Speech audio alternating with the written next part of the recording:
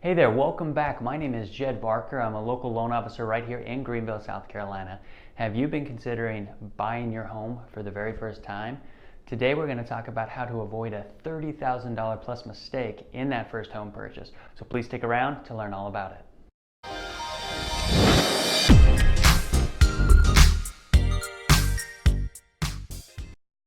Okay, well, welcome back. Like I said, if you're considering buying your very first home for your very first time right here in Greenville, South Carolina, but you're still, sort of on the fence about that, whether it's a good idea or a bad idea, some of the reasons why you might be feeling that way is they're not quite sure, if it's, cheaper to buy a house than it is to rent, or if it's more expensive. Please check out my other video. I just did on that recently, buy versus rent calculator.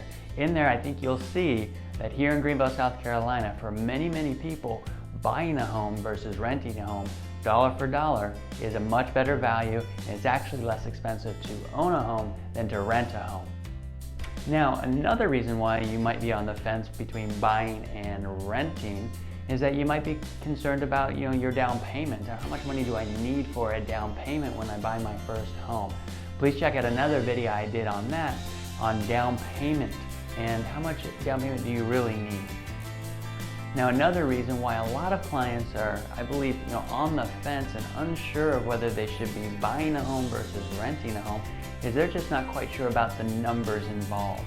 And what do I mean by that? Well, they probably haven't talked to a local loan officer such as myself to go over their individual numbers, and to see what they qualify for.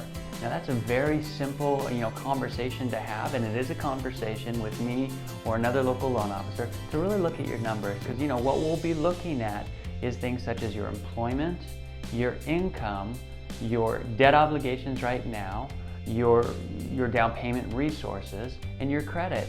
When we take those things, mix those with your goals, your current goals, what you're wanting to accomplish for yourself and your family, and within about a 10 to 15 minute conversation, running some numbers, you can have your numbers, right in front of your face, so to speak, and not having any concerns or questions or what they are. And you can be very confident at that point that you know the numbers.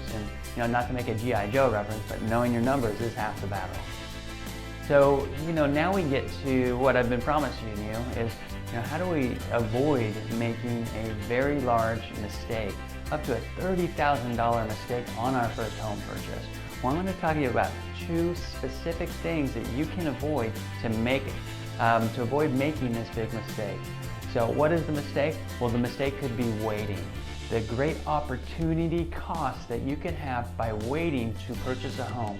Now, that's, keeping in mind if you're qualified and you've done, the things to get yourself ready to purchase a home. The things we've already discussed, but if you are qualified and you can purchase a home, waiting can be a huge mistake, and it can also cost you $30,000 plus. So how can it actually end up costing you up to $30,000 or more by waiting versus buying? Okay, well, let's understand where this $30,000 I'm talking about comes from. The first place is house appreciation. House appreciation is when your home appreciates in value, over time.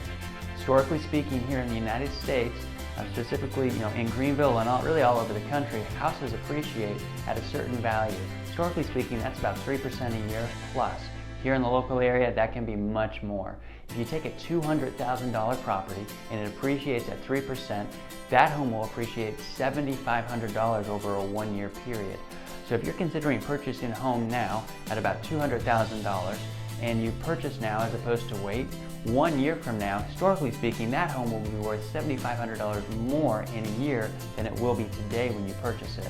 If you decide to wait a year to purchase, as opposed to purchase now, that same home you would have purchased for $7,500 or for $200,000 now, historically speaking, will be worth or cost you $7,500 more 1 year from now. The second part of that $30,000 possible loss that I want to help you avoid is the fluctuations in interest rates. Right now, currently in the United States, we are at a historic low for interest rates. If you lock in a rate now, as opposed to waiting, let's say a year from now, and rates within 1 year go up 0.5%. So they've gone up 0.5% waiting 12 months when you lock in 12 months from now. If that happens, if you take that $200,000 loan and amortize it over a 30-year period, your loss for waiting for that year and that 0.5% is over $24,000. So if you take the $24,000 loss waiting for the interest rate and the $7,500,000 loss for waiting on the housing appreciation, we're over $30,000 loss for waiting to buy 1 year from now as opposed to buy today. That's the opportunity cost of waiting. And so I hope that makes a lot of sense to you. And if it does, and you'd like to talk to me about running your numbers so that you can get the numbers solidly in your mind, look at a rent versus buy scenario, look at your unique situation for qualifying for certain loan products, please give me a call. My number's right above. Also, please keep in mind, if you like the video and the content that you see in this video, please consider subscribing to my channel. I do post new content every Monday, sometimes midweek. And if you want to get notified, please consider ringing the little bell there and sharing this with your friends. I appreciate your time and I look forward to seeing you later.